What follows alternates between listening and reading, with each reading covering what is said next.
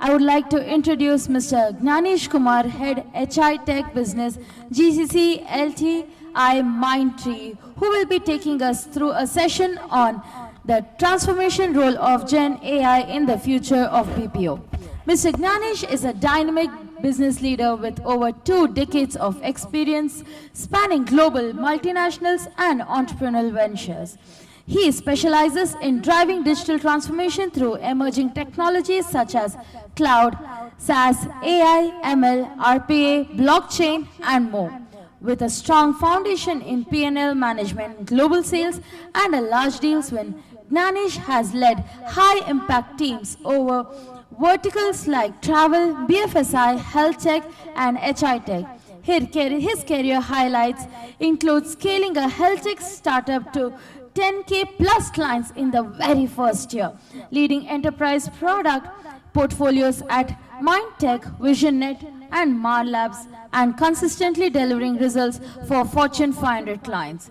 Currently, he heads the HI Tech business for GCC at LTIM, helping global capability centers with strategic consulting and growth. Let's all put our hands together and welcome Mr. Gyanesh Kumar with a big round of applause. Thank you, everyone. Thank you, Gainskill Media. Thank you, the sponsors. Thank you, Divya. And thank you to the gentleman who could not make it because of whom I'm here. So I'm just a filler. So there's a good news that there's no serious content. Don't expect anything very serious coming out of me. And I'll just be running around, walking you through whatever I could gain. So Divya approached me, said that, look, is somebody who is missing. Can you fill up? I said, okay, I'll do that. Then I got very excited. I made a 46-pager presentation and sent it to her. Later, she said, probably you're getting too ambitious, Gyanesh, but here is your presentation. And then she had cut it to 6-pager, which is fine. So I think it's good for the audience at the same time. Yeah. No, okay. So for past 2-3 days, I have been traveling. It was extremely hectic. I moved from Bangalore. I went to Hyderabad. I went to Mumbai and Pune, and then back to Bangalore. But look, I'm going to tell you, Hyderabad was amazing. I think there was a great GCC event happening at a very large scale. And everything was AI or Gen AI. So I went for the breakfast, then there was a AI dosa. Then I saw a Gen AI idli and another Gen AI kebab. So you know how Hyderabad is treating all of this AI and Gen AI. Pune was sort of boring, as usual, good traffic conditions, still not completely infiltrated by the tall buildings like Gachibowli in Hyderabad treats you with. Mumbai was equally boring. But Bangalore, phenomenal. I must tell you, you guys are here. I landed last night at around 9:30 and comfortably reached my home at around 1 in the morning. So it was fascinating. I mean, I just love this place. So thank you.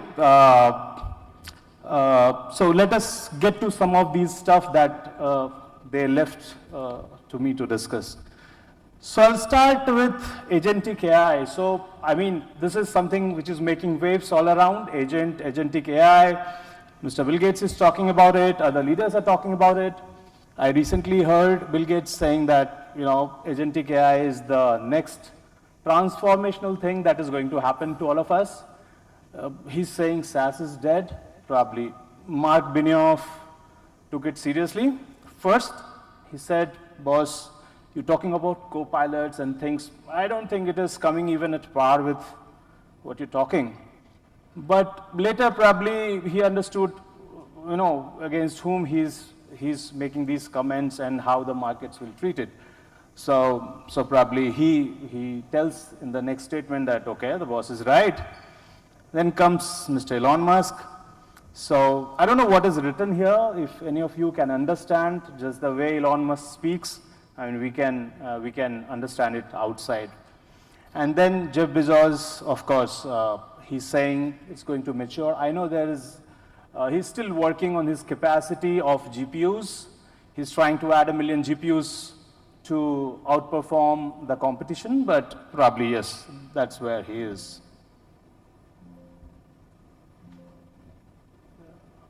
Down? Okay. Okay. So, of lately, I was called in an event where they asked my view also. I mean, nothing related to the other leaders, but again, just like this, I was just cutting the corners somewhere, and then I landed up. So they asked my views on agentic AI, and I think it is certainly the next thing. I think you go back 10 years back when we used to have this chatbot started. We used to ask one thing and then finally dump it, saying, boss, this is an idiot and doesn't know what I'm trying to say. But look, the transformation is great. I think things have moved beyond. Sometimes when I keep complaining about my Swiggy order, for instance, I will feel like that, look, probably I'll sometimes get confused whether I'm talking to a person. I'll say, can I talk to a person? I say, oh, I'm a person, I'm a human. So, okay. I said, okay, fine. I get you. But this is moving rapidly, I must tell you, with so many complaints and refunds that I've got from companies like Swiggy, Zomato, thanks to them, borrowing a lot of money. But they've also taught me that, look, it's moving rapidly to a direction where I can predict that by 2030, when you're talking to somebody who's an agent on the other side, it will really get difficult to understand whether you're talking to a human or you're talking to an agent per se. So I think that place is not too far, and that is a situation which the BPO industry should take heed of as to how it is moving. Then I wanted to talk a bit about what is happening in the areas of automating routine tasks and enhancing operational efficiencies. So within my organization, in the current organization and even in past, we have done various use cases, which is completely focused on some of these areas. And there's a very interesting bank manager's dashboard that I was personally involved, so I thought I'll just share it with you guys.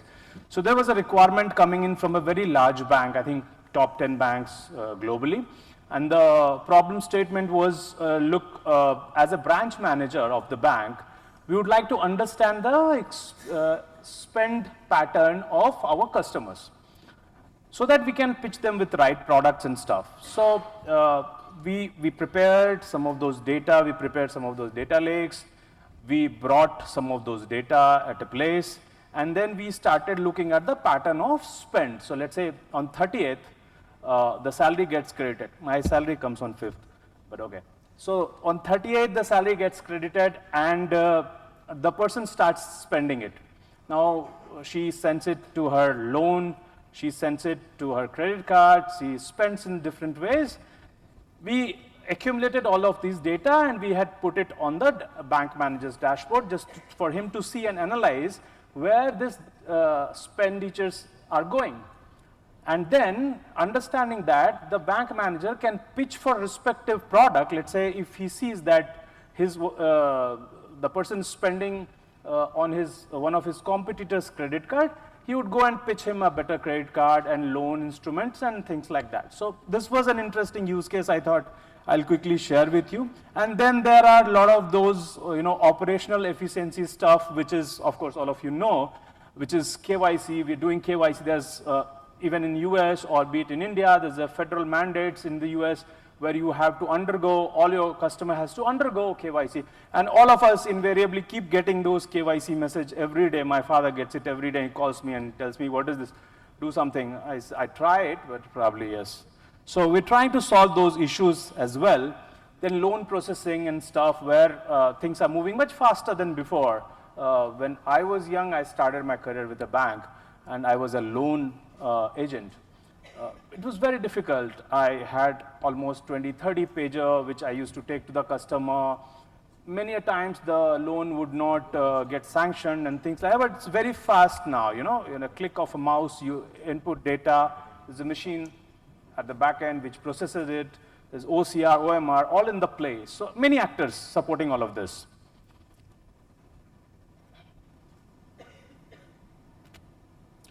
This is a diagram which is very close to my heart again. So I just thought I'll share it for all of you. So there are certain moving parts here, and this is how we probably play with the data, and this is how we try to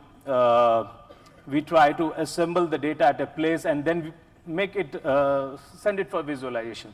So we're collecting the data, so there can be multiple data sources, and there are a lot of those use cases which is driven from this diagram. So I thought it will be interesting for you guys to see. So there are multiple instruments, we're collecting data, we're moving it for processing, we're cleaning it, all those hygiene factors are taken care, and then respective dashboards are prepared, where you can you can present it to your management, you can present it to whomsoever you want in the format that you guys exactly want to do it. So it's an interesting thing. Then workforce. So how is it impacting the workforce? How is it impacting? I think there's a heavy reliance on the labor-intensive market that we operate in the BPO sector. It's heavily staffed, and we need to take cognizance of how that hyper-personalization factor can come in the play. Yeah? Okay. See, that's a reminder. But this thing was not working, so give me another 2 minutes. Okay, I'll quickly run you through this because I have an important thing to discuss with you. So these are some of those things, and maybe look at that slide which says everybody is an expert. So that is the movement that is happening in the adoption of AI and Gen AI. So fine, I am on to my final slide, which talks of ethics, data privacy, security, and whatnot. So I'd like to tell you a quick story. Maybe don't buzz between that. I'll just take 3 minutes. So the story is about a young guy who's very young, like 25, 26. He gets a great job in the security and defense system of United States. Gets to the job, and he's very intelligent, smart, and he also has a very emotionally he's very rich. So emotional guy, 25, 26, young, smart, intelligent, having a good, well-paid job, lands up into a security business within United States, most secure, which takes care of nuclear stuff and all of that. Next to his seat comes a girl of a similar kind, and they start having friendships, subsequently gets into a relationship, subsequently gets married. So now he's living a very good life with a new wife, new job, everything good in his life. One day, while he was at his work and his wife was to join, gets a call from the local hospital there saying that, look, your wife has met an accident and can you please rush? So he rushes. He reaches the hospital, but before he could meet his wife, the doctor said that she's dead. So completely devastated, heartbroken, this gentleman, tries to gain back his strength, starts reworking, putting himself completely in the work. Now he works 16, 17, 18 hours a day, day and night, all of it. So weeks passes, months passes. One night probably at around 2:30, 3 a.m., he gets a buzz on his computer saying hi. So he responds, hi. So the person on the other side says, how are you? He said, come on, don't bullshit, who's this? Then the person says, if I tell you who I am, you will not believe. He says, who are you? Then he says, I'm your wife. Let's call her Rose. So I'm Rose. Then he completely gets shaken off. He says, I don't trust you. He said, yes, I told you, you will not trust me, but that's what it is. I'm who I am. So then she starts telling him about all of those personal moments that she has spent with him, places that they traveled, the discussions that they had, the chats, the phone calls, everything. She talks about everything. And finally she says that go back home, open the drawer.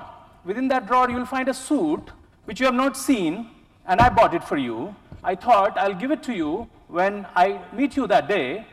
on the day which my accident happened and I died.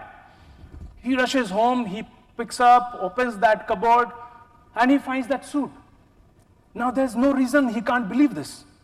He becomes crazy. He comes back to the system and he starts chatting with her. Now this becomes a perpetual scenario. Every day he would come to office. After people are gone from the office in the night, he will start chatting with his wife, and this keeps on going for about a month or two. Then one day she says that, look, before I left, before I died, there was something I was working on. There was a secret project of bringing people, human souls back. And that secret source is within my system, which lies next to you. So, and you have my password. Can you open that? So he says, okay, I'll go and open. Then he goes, he opens the system. Then she directs him, go to the specific folder where I've kept that secret source. So he goes to that specific folder, opens that folder, and there's a list of IDs, passwords, and all of that. Now she says, pick up that specific password and put it here. So he does exactly the same. The moment he puts that password, boom, it's all dark, compromised. The security system had been compromised completely of that nuclear space, So I'm getting goosebumps. This is not my story. This is a story by Max Tegmark, who is a recognized MIT professor. My friend Rohan Murthy also happens to be his student. And you must read, it's a book called Life 3.0, which talks about things like this and probably more beyond. So I think I'll stop here. Thank you for not ringing the bell, and thank you, gentlemen. Thank you, everyone, for having me here. Thank you so much, Mr. Gyanesh Kumar, for that lovely session. And to do the honors of felicitation, I would like to call upon Ms. Bindya S. Raj, Associate VP, Global Delivery Head at Infosys.